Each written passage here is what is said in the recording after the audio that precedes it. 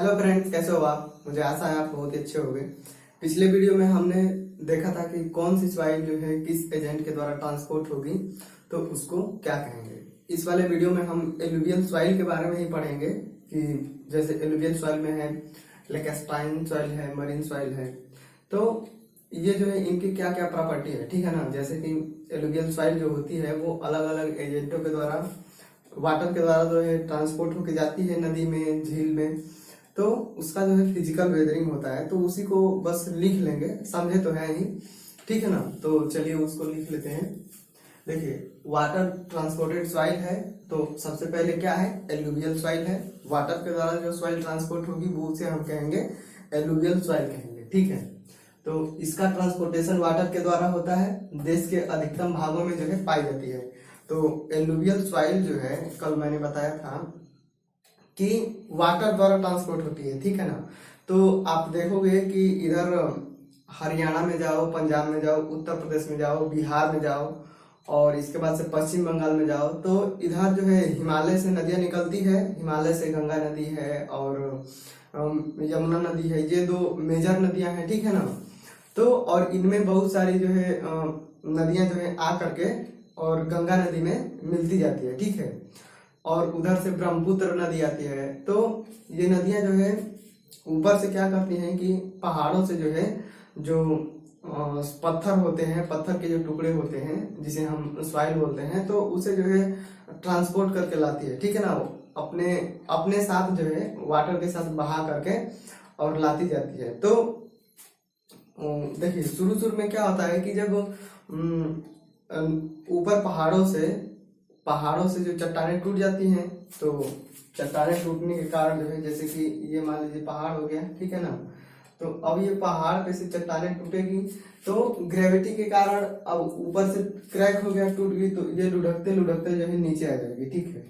अब नीचे आ जाएगी तो अब होगा ये कि नीचे आके जमा रहेगी। अब बारिश हो जाएगी, या ठंडी पड़ी है तो उस पे जो ग्लेशियर जमे हैं, अब गर्मियों का मौसम आएगी तो वो पिघलने लगेगी, ठीक है ना। और ऊपर जो पहाड़ों पे जो सॉइल क्रैक्स पड़ के वेदरिंग के कारण जो है टूट करके जब वो नीचे गिरती है, तो उसमें कोई स्टेबिलिटी नहीं होती है, ठीक है ना। आप जो है यूट्यूब पे सर्च मारना और हिमालय की पहाड़ियों के बारे में सर्च मारना, ठीक है। तो आप देखोगे तो कोई कोई वीडियो आपको मिल जाएगा कि पहाड़ों पे से जो उसके जो छोटे छोटे पार्टिकल हैं, क्रैक्स पड़ के टूटे हुए हैं, तो वो अपने आप ही जो है लगातार जो है फिसलते जाते हैं, रुकने का नाम ही नहीं लेते, ठीक है ना। जैसे वाटर बहता है उस तरह से जो है सॉइल जो है बहती है, ठीक है ना। तो वो ऊपर से नीचे आके जो है कहीं पे, अब ऊपर से नीचे तो आएगी, तो नीचे आएगी तो कहीं पे तो जमा होगी ना। तो नीचे जहां उसको स्थान मिलेगा वहां पे जो है जम जाएगी वो, ठीक है, वहीं पे इकट्ठा हो जाएगी, जिसे हम बोलते हैं कि डिपॉजिट होना, ठीक है। तो वो एक जगह पे डिपॉजिट हो जाएगी, ठीक। अब मान लीजिए कि गर्मी के मौसम में या मानसून वाले मौसम, बरसात के मौसम में बारिश होगा, या अभी ठंडी का मौसम है, तो गर्मियां आएंगी तो जो ग्लेशियर उस पे बने हुए हैं वो पिघलेंगे, ठीक है। तो अब ग्लेशियर पिघलेंगे तो बनेगा वाटर, ठीक है, या बरसात होगी तो भी बनेगा, तो भी वाटर आएगा। तो अब वाटर जो है बहता है, और वाटर को जिधर ज्यादा ढलान मिलती है उधर से वो बहता जाता है, ठीक है ना। तो अब जब बारिश होगा, तो अब बारिश का जो वाटर होगा तो पहाड़ों पे से जो है नीचे आएगा, ठीक है। अब बारिश तो जो है हर जगह ही होगी, तो पहाड़ों पे भी बारिश होगी, तो इधर से जो है वाटर जो है नीचे की तरफ आएगा, ठीक है। अब आप जानते हो कि पहाड़ों पे जो है स्लोप ज्यादा है, ठीक है ना, ढाल जो है बहुत ज्यादा है, तो वाटर की स्पीड क्या होगी तेज, ठीक। तो पहाड़ों पे ढाल ज्यादा होने के कारण जो है जो बारिश पड़ेगी, तो उसका जो वाटर होगा, उसका वाटर जो है बहुत तेज गति से जो है नीचे आएगा, ठीक। अब यहाँ पे जो जमा हुआ है मलबा, ठीक है ना, तो अब उसमें जो है जो पत्थर के टुकड़े हैं और छोटे छोटे जो पार्टिकल हैं वो कई साइज के रहेंगे, ठीक है ना। कोई इतना बड़ा बड़ा रहेगा, फिर इतने छोटे से धूल से लेकर के और बहुत बड़े बड़े तक जो है पत्थर रहेंगे उसमें। तो अब इधर जो है वाटर की स्पीड क्या है, तेज है, ठीक है। तो वो अपने साथ जो है बड़े बड़े चट्टानों को भी, बड़े बड़े पत्थर के टुकड़ों को भी ऊपर से बहा करके नीचे लाएंगे, ठीक है ना। अब यहाँ पे दिखेगा नहीं तो मैं बस यहीं पे आप समझ लेना। तो अब वो ऊपर से जो है नीचे जो है लुढ़का के लाएंगे, ठीक है। तो अब जब वो मैदानी इलाका आएगा, मतलब कि देखिए पहाड़ों पे बहुत ज्यादा तीव्र ढाल है, और फिर ऐसी जगह आएगी कि वहां पे जो है ढाल कम होगा, ठीक है। तो पहाड़ों पे से उतर गया जो चट्टान, तो अब जो है ढाल कम आएगा, ठीक है ना। अब ऐसे स्लोप आएगा तो कम ढाल वाला इलाका आएगा, ठीक है। तो अब जो बड़े बड़े पत्थर के बोल्डर थे, अब वो क्या करेंगे, जब थोड़ा सा कम ढाल होने लगेगा, ठीक है ना, स्लोपी एरिया होने लगेगा, तो उसमें जो वाटर की वेलोसिटी थी वो कम हो जाएगी। तो अब वाटर की गति हो गई कम, तो अब जो बड़े बड़े पत्थर थे अब वो जो है नहीं जाएंगे, ठीक है ना। अब वाटर में इतनी एनर्जी नहीं है कि वो बड़े पत्थरों को जो है बहा करके और ले जाए, ठीक।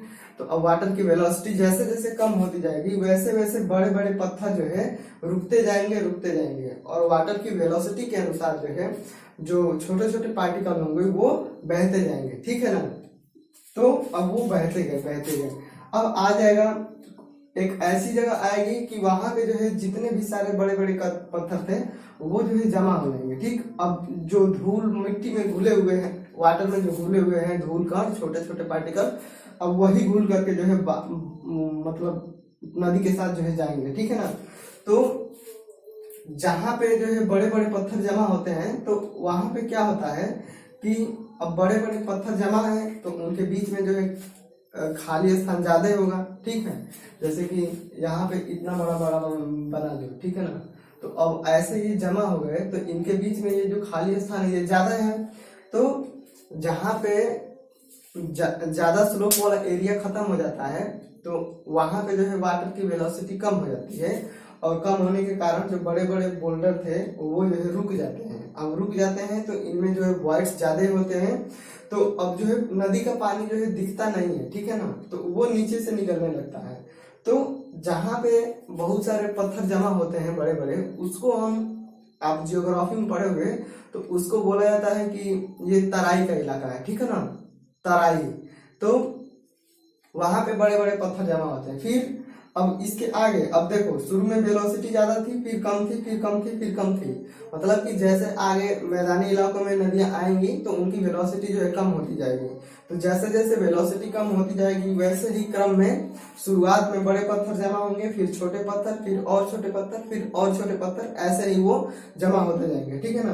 तो फिर एक ऐसी इलाका आता है कि उसमें जो है कणों की साइज जो है इसकी तुलना में छोटी होती है, लेकिन हाँ वो छोटी होती है, और उसमें जो नदी दिखती नहीं है, ठीक है ना, वो अंदर से निकलने लगती है। मतलब नदी तो रहेगी लेकिन यहाँ पे मलबा इतना ज्यादा जमा हो जाएगा, मलबा इतना ज्यादा जमा हुआ रहता है कि नदी दिखती नहीं है। आपको लगेगा कि ये सूखा स्थान है, लेकिन वहां पे जो है नीचे नीचे वाटर जो है फ्लो करता रहता है। तो उस इलाके को जो है भांवर क्षेत्र बोलते हैं, ठीक है। और फिर इतना मलबा होता है कि वो घुल करके और मैदानी इलाकों में बहता है। फिर नदियां जो है आ जाती हैं हमारे उत्तर प्रदेश के मैदानी इलाकों में, हरियाणा, पंजाब, बिहार, अब बहते हुए अब सीधा जो है जा करके समुद्र में मिल जाती हैं, ठीक है ना। तो वही जो नदियों में घुला हुआ धूल कण पार्टिकल रहते हैं, ठीक है, जो पहाड़ों के, तो अब बाढ़ आती है तो वो आसपास के इलाकों में जो है आकर के जमा हो जाते हैं। तो जो एक हर साल बाढ़ आती है ना, तो जिन भागों में बाढ़ आती है वहां पे जो खेती वाले क्षेत्र हैं या नहीं भी हैं, तो वहां पे जो पार्टिकल हैं उनके सेटलमेंट होने से जो है एक परत बन जाती है, इतनी मोटी सी, या जितना भी मिट्टी की मात्रा हो तो वो जम जाती है। तो उसे हम बोलते हैं कि ये एलुवियल सॉइल है, ठीक है ना। और वो जो धूल कण होते हैं, जो परत बनती है वो होती है बहुत उपजाऊ, उसमें जो मिनरल होते हैं वो जो है बहुत प्रचुर मात्रा में होते हैं। क्योंकि देखिए पहाड़ है, जो पहाड़ कैसे बनता है, पहाड़ नीचे से जो ज्वालामुखी है, ज्वालामुखी से जो मैग्मा निकला है और उसके बहुत समय बाद ठंडा होने से बना है, ठीक है। और आप जानते हो कि जो अंदर पृथ्वी सरफेस के अंदर जो मैग्मा है उसमें जो है बहुत सारे मिनरल पाए जाते हैं, है ना। तो वो जो है एकदम प्योर फॉर्म में वैसे कि वैसे ही पहाड़ों पे रहते हैं, उसमें कोई कमी ज्यादा नहीं होती है, ठीक है। उसमें जो हमारे पेड़ पौधों को मिनरल चाहिए होता है वो प्रचुर मात्रा में होता है। तो जब बाढ़ आती है तो वही जो पार्टिकल होते हैं, चट्टानों के जो टुकड़े होते हैं, धूल कण होते हैं, वही नदी के द्वारा ट्रांसपोर्ट होकर के और जहाँ पे खेती हो रही है वहीं पे जो है ला करके बिछा दिए जाते हैं। ठीक है, अब तो एक मोटी परत बन गई, तो उसमें जो पेड़ पौधों को पोषक तत्व तो चाहिए होता है वो बहुत होता है प्रचुर मात्रा में। तो इस वजह से जब देखोगे कि आप बाढ़ आती है और बाढ़ चले जाने के बाद से जब खेती होती है तो उसमें उस टाइम जो फसलें होती हैं वो बहुत जो है अच्छी होती है। ठीक है ना, क्योंकि उनको प्रचुर मात्रा में जो पोषक चाहिए होता है वो इन्हीं से मिल जाता है। तो ये तो हमने देख लिया। ठीक, तो ये जो है हरियाणा और उत्तर प्रदेश पश्चिम बंगाल में जो है नदियां जो है मिलती है, एलुवियल सॉइल ज्यादा मिलती है, और इसका जो है फिजिकल वेदरिंग होता है और ये ट्रांसपोर्टेड सॉइल है। ठीक है ना, फिजिकल वेदरिंग आप जानते हो, कल मैंने आपको बताया था, एक दो वीडियो पीछे बताया था कि जो है टेम्परेचर डिफरेंस के कारण, कोफिशिएंट ऑफ एक्सपेंशन के कारण, ठीक है, और वेजिंग एक्शन के कारण जो है टूटता है। तो ये सब जो है फिजिकल जो है फेनोमेना है। ठीक है, तो फिजिकल वेदरिंग के कारण जो है टूट के नीचे आती है और ये ट्रांसपोर्टेड सॉइल है। ठीक है ना, जब कोई भी चीज एक स्थान से दूसरे स्थान तक चली जाती है तो उसको हम बोलते हैं कि ये ट्रांसपोर्टेशन इसका हो रहा है। ठीक है ना, जैसे हम लोग आप किसी भी जैसे दुकान वाले जो है ऑर्डर करते हैं तो बोलते हैं कि ट्रांसपोर्ट में हमने सामान को लगा दिया है। तो ट्रांसपोर्ट में लगाने का मतलब कि आपने एक जगह से उसको बोल दिया है और वो जो है दूसरी जगह पे लाके छोड़ देगा। ठीक है, तो ये ट्रांसपोर्टेड सॉइल है। नदियों की तली या किनारों पर जो है एलुवियल सॉइल जो है पाई जाती है। ठीक, नदियों की तली में, और या बाढ़ जब आएगी तो उसके आसपास वाले इलाकों में जो है एलुवियल सॉइल पाई जाएगी। अच्छा, अब इसके बाद जो है आती है लैकास्ट्राइन सॉइल। ठीक है ना, ये जो है मैंने एल लिखा है, LACUSTRINE, लैकास्ट्राइन सॉइल। तो जो झील में सॉइल होती है, झील में जो सॉइल होती है उसे हम लैकास्ट्राइन सॉइल बोलते हैं। ठीक है, तो देखो झील एक ऐसी वाटर बॉडी है कि उसमें जो है केवल वाटर आता है। ठीक है ना, वाटर जो है बरसात की वजह से आएगा, या पहाड़ी एरिया है तो वहां से जो पानी निकलेगा वो जो है आ करके और झील में जो है इकट्ठा होता रहेगा। और ठीक है, तो देखिए झील जो है दो प्रकार की होती है, एक खारे पानी की झील होती है और एक मीठे पानी की झील होती है। तो जब झील में आने वाली वाटर की मात्रा कम हो और इवेपोरेशन की मात्रा जो है ज्यादा हो, जैसे भाप ज्यादा बन रहा है और वाटर जो है कम आ रहा है, तो भाप ज्यादा बनेगा तो वाटर जो है ज्यादा लॉस होगा, वो निकल जाएगा। तो जो वाटर होता है उसमें सोडियम और बहुत सारे जो मिनरल होते हैं। ठीक है ना, तो भाप ज्यादा होने के कारण उसमें जो मिनरल का कंसंट्रेशन होता है वो बढ़ता जाता है और वाटर कम आता है, तो इसलिए वो खारा हो जाता है।